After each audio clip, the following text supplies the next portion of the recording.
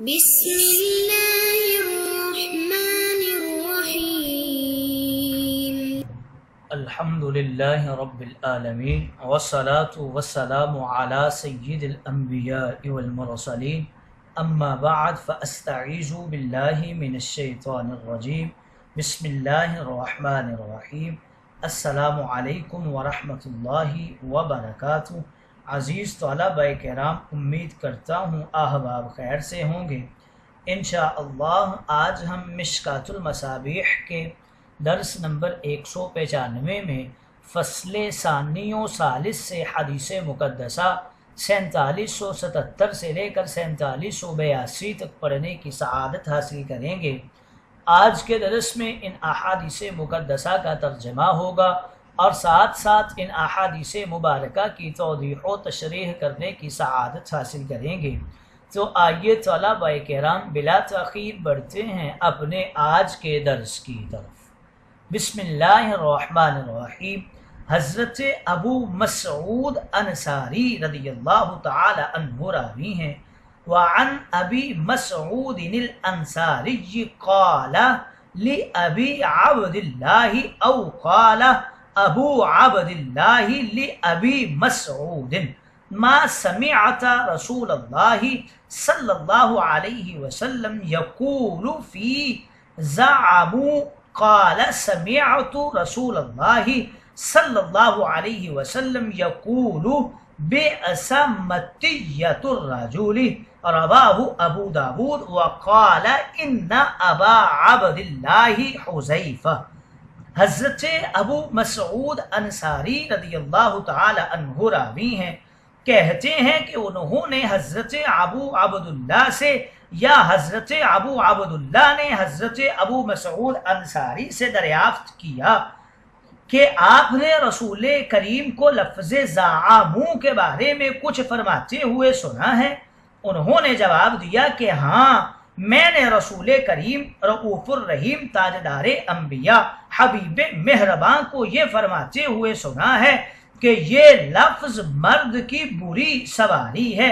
ابو داود نے اس روایت کو نقل کیا ہے اور کہا ہے کہ عبداللہ حضرت حذیفہ بن یمان کی کنیت ہے۔ زعموا کا لفظ جھوٹ کا پل ہے۔ زعموا یعنی یہ جو لفظ ہے یہ آدمی کی بدترین سواری ہے۔ اہل لغت نے لکھا ہے کہ زعم کے لفظ کے ساتھ جو قول کیا جائے یہ اس بات اور اس قول کو کہتے ہیں جس میں پورا اعتماد اور اطمینان نہ ہو، اگرچہ کبھی کبھی لفظ زعم یقینی بات کے لیے بھی استعمال کیا جاتا ہے، لیکن عام اور کلی قاعدہ یہی ہے کہ یہ لفظ شک اور گمان کے موقع پر استعمال ہوتا ہے۔ زیر بحث حدیث میں ایک صحابی نے دوسرے صحابی سے پوچھا، کیا آپ نے رسول کریم کو لفظ زعموا کے متعلق کچھ فرماتے ہوئے سنا؟ تو صحابی نے جواب دیا، ہاں میں نے سنا۔ تاجدار انبیاء نے فرمایا کہ یہ آدمی کی بدترین سواری ہے، مطلب یہ کہ جس طرح ایک آدمی کسی ہیلے بہانے سے اپنی منزل تک پہنچنے کے لیے ذرائع استعمال کرتا ہے، بھی اینی ہی اسی طرح ایک آدمی جب کسی جھوٹی بات کو پھیلانا چاہتا ہے تو وہ کسی ثبوت یا سند یا کسی کے نام کے بغیر کہتا ہے کہ لوگوں کا اس طرح خیال ہے، لوگ اس طرح کہتے ہیں، اس طرح بتایا جاتا ہے۔ کلام کے اس انداز سے آدمی اس لفظ کی آڑ میں بے تحاشا جھوٹ بولتا اور پھیلاتا جاتا ہے، جیسے کہ آج کل نیوز چینل کی خبروں میں جھوٹ تک پہنچنے اور اسے پھیلانے میں سب سے زیادہ انہی الفاظ کو استعمال کیا جاتا ہے۔ ایک جزئی بات اور واقعہ کو قاعدہ کلیہ کی شکل دینے کے لیے اسی لفظ کو بطور پل استعمال کیا جاتا ہے۔ لوگ اس طرح کہتے ہیں کہ لوگوں کا اس طرح خیال ہے۔ یہ عجیب طریقہ ہے کہ کسی جھوٹے آدمی کو کبھی پکڑا نہیں جا سکتا، کیونکہ نہ وہ کسی کا نام لیتا ہے نہ وہ سند و ثبوت بتاتا ہے۔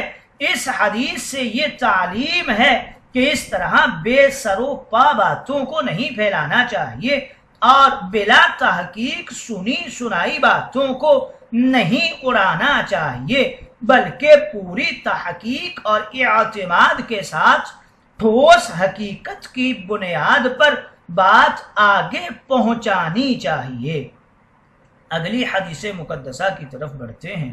حضرت حذیفہ رضی اللہ تعالی عنہ راوی ہیں، وعن حذیفہ عن النبی صلی اللہ علیہ وسلم قال لا تقولوا ما شاء اللہ وشاء فلان ولكن قولوا ما شاء اللہ ثم شاء فلان، رواہ احمد و ابو داود، وفي رواية منقطعا قال لا تقولوا ما شاء الله وشاء محمد وقولوا ما شاء الله وحده، رواہ فی شرح السنہ۔ حضرت حذیفہ رضی اللہ تعالی عنہ نبی کریم سے نقل کرتے ہیں کہ آپ نے فرمایا اس طرح نہ کہو، وہی ہوگا جو اللہ چاہے اور فلاں شخص چاہے، کیونکہ اس طرح کے کہنے کا مطلب ارادہ اور مشیت میں اللہ اور بندے کو برابر کا درجہ دینا ہے، جبکہ کسی کا کام ہونے یا نہ ہونا صرف اللہ کی مشیت اور مرضی پر منحصر ہوتا ہے۔ البتہ ظاہری اسباب و وسائل کے پیش نظر انسان کی طرف ارادہ اور مشیت کی نسبت کرنا ہی منظور ہو تو پھر یوں کہو کہ وہی ہوگا جو اللہ چاہے گا اور پھر فلاں چاہے، اور آگے ایک اور روایت کے اندر یوں ذکر کیا کہ اکیلا ماشاء اللہ کہو، ماشاء اللہ وشاء محمد نہ کہو۔ وشاء فلان یعنی مشیت کے الفاظ میں اللہ تعالیٰ کی مشیت کے ساتھ کسی اور کی مشیت ملانا نہیں چاہیے کہ کوئی کہے اللہ اور رسول جو چاہے وہی ہوگا۔ اسی طرح ایک جملہ بنا کر ملانا جائز نہیں ہے، بلکہ اس طرح فاصلہ کرنا چاہیے کہ جب اللہ تعالیٰ چاہے اور رسول کریم چاہیں یا پھر فلاں آدمی چاہے، اس صورت میں اللہ کی مشیت مقدم ہوگی اور آدمی کی مشیت اس کے تابع ہو جائے گی۔ یہ صورت بالکل صحیح ہے۔ اگلی حدیث مقدسہ حضرت حذیفہ ہی راوی ہیں، وعنہ عن النبی صلی اللہ علیہ وسلم قال لا تقولوا للمنافق سید فإنه إن يك سیدا فقد استخدم ربکم، رواہ ابو داود۔ حضرت حذیفہ نبی کریم سے نقل کرتے ہیں کہ آپ نے فرمایا کسی منافق کو سید نہ کہو، یعنی سردار آقا نہ کہو، کیونکہ اگر وہ سید ہو اور تم نے اس کو سید کہا تو تم نے اپنے پروردگار کو ناراض کر دیا۔ یہ ابو داود کی روایت ہے۔ سید سردار اور آقا کو کہتے ہیں۔ منافق چونکہ اللہ تعالیٰ کے دین اور مسلمانوں کا دشمن ہوتا ہے، زبان پر کچھ بھی ہو وہ قلبی طور پر اسلام سے عداوت رکھتا ہے، تو ایسے دشمن خدا کو سید اور آقا کے احترام والے الفاظ سے یاد کرنا بالکل بھی جائز نہیں ہے۔ اللہ تعالیٰ نے منافقین کو ذلت و رسوائی اور خواری و بربادی کے الفاظ سے یاد کیا ہے۔ اس کے باوجود اگر کوئی شخص منافق کی تعریف و توصیف کرتا ہے تو اللہ تعالیٰ کے کلام کو جھٹلاتا ہے اور رب تعالیٰ کو ناراض کرتا ہے۔ اس باب کی آخری فصل ثالث کی طرف بڑھتے ہیں۔ حضرت عبد الحمید بن جبیر رضی اللہ تعالی عنہ راوی ہیں، وعن عبد الحمید بن جبیر بن شیبۃ قال جلست الى سعید بن المسیب فحدثني ان جده حزنا قدم على النبي قال ما اسمك قال اسمي حزن قال بل انت سهل قال ما انا بمغير اسما سمانيه ابي قال ابن المسيب فما زالت فينا الحزون بعد، رواه البخاری۔ حضرت عبد الحمید بن جبیر ابن شیبہ کہتے ہیں کہ میں حضرت سعید بن مسیب رضی اللہ تعالی عنہ کی خدمت میں حاضر تھا۔ انہوں نے مجھ سے یہ حدیث بیان کی کہ میرے دادا جن کا نام حزن تھا نبی کریم کی خدمت میں حاضر ہوئے۔ تاجدار انبیاء نے ان سے ان کا نام پوچھا، انہوں نے کہا میرا نام حزن ہے۔ تاجدار انبیاء نے فرمایا حزن تو اچھا نام نہیں ہے، بلکہ تمہارا نام سہل میں رکھتا ہوں۔ میرے دادا نے کہا میرے باپ نے میرا جو نام رکھا ہے میں اس کو بدل نہیں سکتا۔ حضرت سعید نے فرمایا اس کے بعد سے اب تک ہمارے خاندان میں ہمیشہ سختی ہی رہی ہے۔ یہ بخاری کی روایت ہے، گویا برے نام کا برا اثر پڑتا ہے۔ حزن یہ نو مسلم صحابی تھے، شاید تاجدار انبیاء کے کلام کو حکم کی بجائے اختیاری سمجھ لیا اور نام تبدیل کرنے کو پسند نہیں کیا، لیکن نام کا ترجمہ چونکہ سختی اور مصیبت تھا اس لیے اس نام کا اثر ان کے خاندان پر ہمیشہ ہی رہا اور ہمیشہ حکمرانوں کی طرف سے آلام و مصائب کا شکار رہے۔ حضرت سعید بن مسیب جلیل القدر تابعی ہیں، یہ افسوس کر رہے ہیں کہ کاش اگر میرے دادا حضور کے بتائے ہوئے نام سہل کو اپناتے تو ہمارے خاندان پر ہمیشہ نرمی اور سہولت ہی رہتی۔